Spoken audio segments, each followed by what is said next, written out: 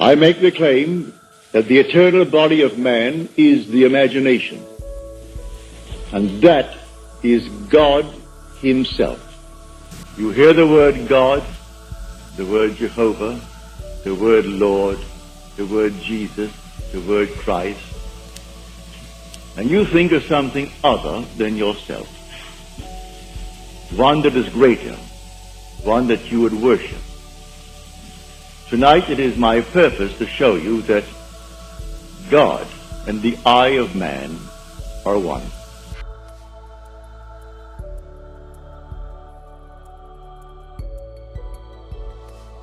At the summit of thought is its having brought forth the sky and the earth.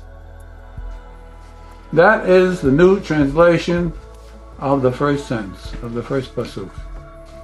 The subject of the sentence is thought, machshava. Where do we get that? Because it says Elohim. Take away your biases, take away your all kinds of education, take away your religion and everything else. And here we have a word in the text, okay? What is it? What's the definition?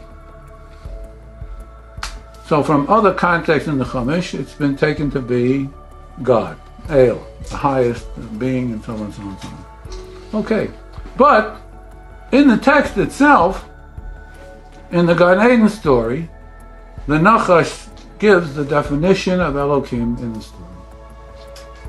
He says, you'll be like Elohim, Yodea Tov V'Ra. Okay? So, it turns out that upon analysis and a construction, Elohim in the pasuk is machshava, thought, what we would call mind.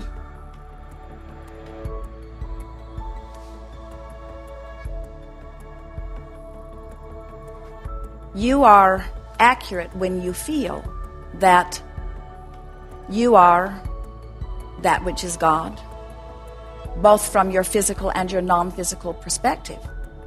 The combination of you and all of the rest of us is what God is, because God is consciousness that is expanding. Sometimes humans feel unsettled about that because there are so many who have been happier seeing God as just an exaggerated version of man, someone very much like man, but just bigger and hopefully smarter, and with all of the answers.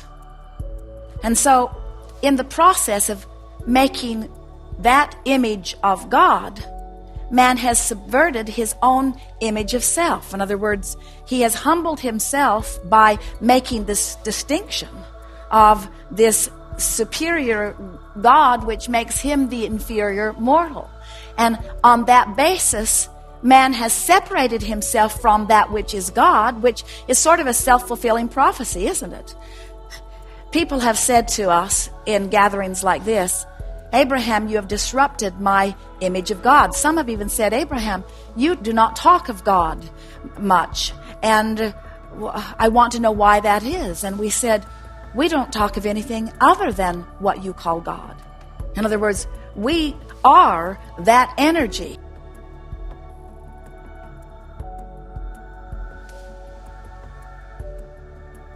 Here's a little passage on the imagination. If then you do not make yourself equal to God, you cannot apprehend God, for like is known by like. Leap clear of all that is corporeal, and make yourself to a like expanse with that greatness which is beyond all measure. Rise above all time, and become eternal. Then you will apprehend God. Think that for you too nothing is impossible. Deem that you too are immortal, and that you are able to grasp all things in your thought, to know every craft and every science. Find your home in the haunts of every living creature. Make yourself higher than all heights and lower than all depths.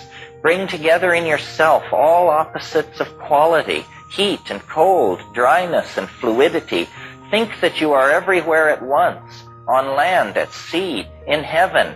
Think that you are not yet begotten, that you are in the womb, that you are young, that you are old, that you have died, that you are in the world beyond the grave. Grasp in your thought all this at once, all times and places, all substances and qualities and magnitudes together. Then you can apprehend God.